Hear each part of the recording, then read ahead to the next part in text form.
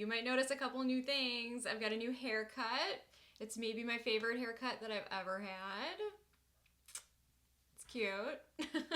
I've got a new setup, which actually has always been in my office, but it's moved to a new place to make it easier to film. I've got a new office. It's the same room it's always been, but we painted. I've got a cold brew with some salted caramel flavor. It's really good. I'm just happy to be here. Hi, I'm Allie Samberts. I'm a romance author of smart and swoony contemporary love stories like the Lead Park series, a coffee shop romance called Common Grounds, and a couple of holiday novellas. My newest book, Not a Strong Enough Word, is coming out in May. You can grab paperbacks from my website or wherever books are sold, and all of my ebooks are on Kindle Unlimited. Don't forget to like and subscribe for more publishing news and other bookish and author-related ramblings. Now, on with the video. Got a couple of books that I want to share with you. They're mine, spoiler alert. But The Right Place just turned 2 years old on Friday, which is wild. It's so wild that I have been an author, a published author, for 2 years. And a lot has happened in those 2 years.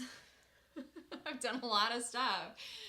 But this little book has just been really special. It's continued to be my bestseller, and everybody who reads it and messages me, they love it, that it's so sweet and it's so funny, and these two are just so perfect for each other. And it's really interesting because, this is a book that I would not have expected necessarily to succeed. It was a debut. I arguably didn't know what I was doing. It's in single point of view, just from Mac's point of view, the female main character. And I don't know, I had so much fun writing it, and of course I was pleasantly surprised when it did really well. But a lot of people say, like, your debut might not do anything, and it's okay to learn, and I have learned a lot from this book. But what I think I have learned the most from this book is that I just really love writing women in the humanities, especially, and I love a good STEM romance. I do. Allie Hazelwood, amazing. There's a bunch of others that I really love. I grew up around a lot of science. My mom was a teacher. My dad was a scientist. I have a special place in my heart for science, but I love writing main characters who love to read and who love to write. And so writing this book about a high school English teacher and a famous writer, it was just something that I felt really passionate about at the time, and I really loved writing it, and I think that showed in here, and it was just a really fun book to write.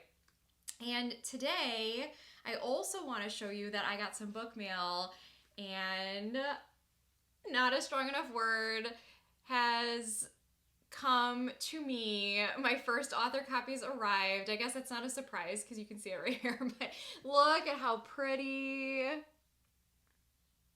She's so pretty. And look at the side. Larissa did such an amazing job on this cover and the back. And man, I just love this book so much. When I started to write this, I really was craving a second chance romance with bookish main characters. And I thought to myself, like, you've already done it, so maybe don't do it again. But then I was like, you know what? I don't care. I'm going to do it again, and I'm going to do it better. And I think that I did. This book was so close to my heart.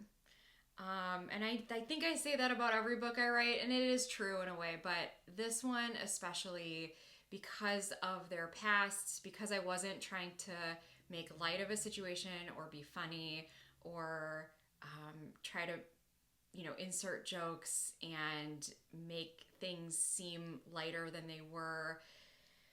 I leaned into their tragedies, right? I leaned into their trauma, and I really needed that in my life.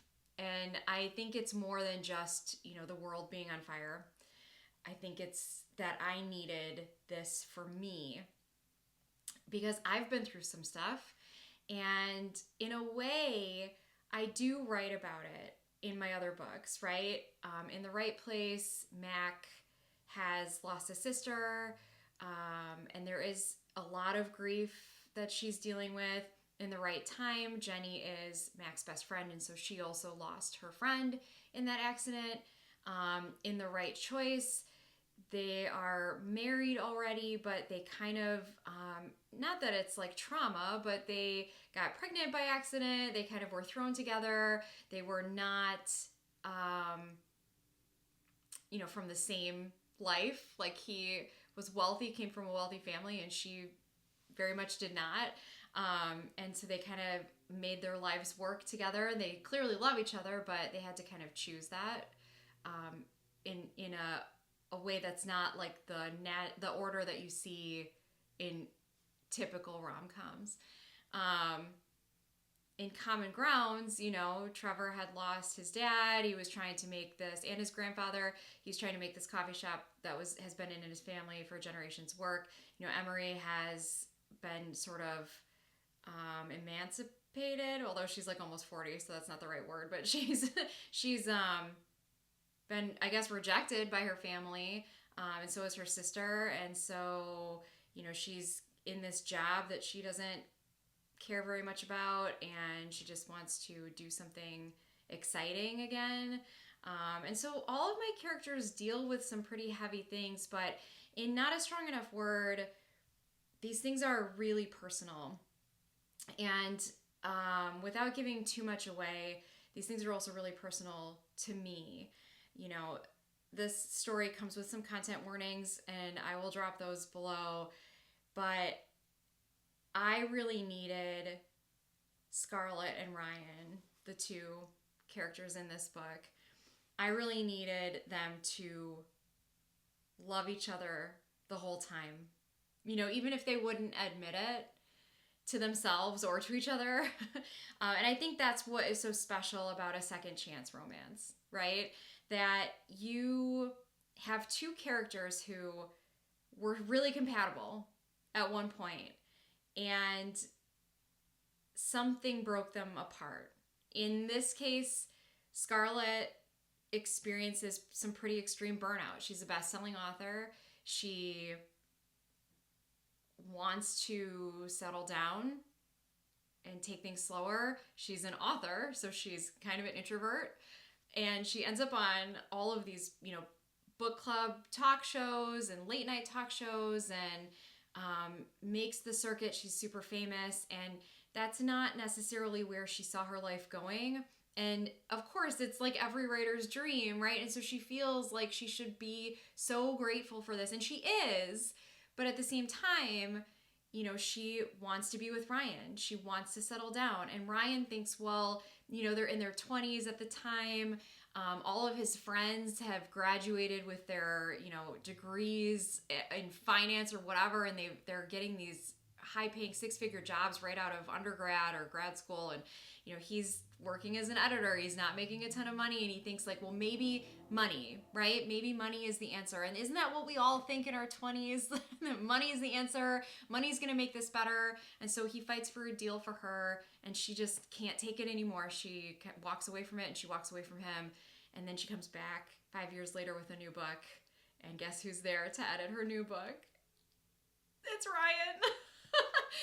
But man, do they love each other. They love each other the whole time. They never stopped loving each other. And I think that was what made this book so special to me, is that Ryan is going to meet Scarlett where she's at. And yeah, he's going to challenge her and he's going to push her. But he's going to meet her where she's at. And he's going to say, you know what? I watched you walk away from me once, and I don't care why. I don't care what we have to do, but we're going to make this work because we have to. And I really love that about them. And I really needed that in my life. And so this story, as you can see, right, you've got all of these like fun colors and covers and stuff. The story is a little bit, I don't want to say darker, but it's a little bit more melancholy. And that made me happy to write in a weird way. It felt freeing. It felt like this was the book that I was meant to write.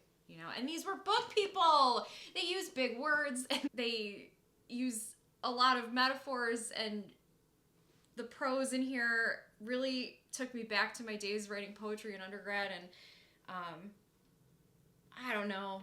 I just love him so much. I love him so much. If you're on the fence about buying a paperback, let me just kind of show you what this looks like on the inside too, because it is gorgeous. We've got this beautiful cover that I already showed you. We've got, the title page. Isn't that cool? It's just so cool. And then the chapter headers, I just think are just, look at this.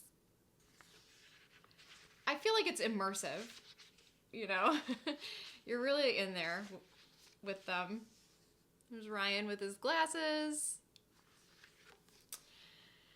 And it's just, it's so beautiful. The book is beautiful. The paperback is beautiful. Got my, you know, scene breaks. I love this book so much. I love this book so much. I love them all so much. And I really think that you should check both of them out. But I really think you should pre-order, not a strong enough word, so you can hold it in your hands and read it, because it's so special. I will drop the link to pre-order it, and I hope you check it out. See you next week. Thanks for watching. Don't forget to hit like and subscribe so you can keep up with all of my publishing news and bookish thoughts. And for more behind the scenes info, check out my socials in the links below. New videos drop every Sunday morning, so don't forget to grab a coffee and cozy up with me next week.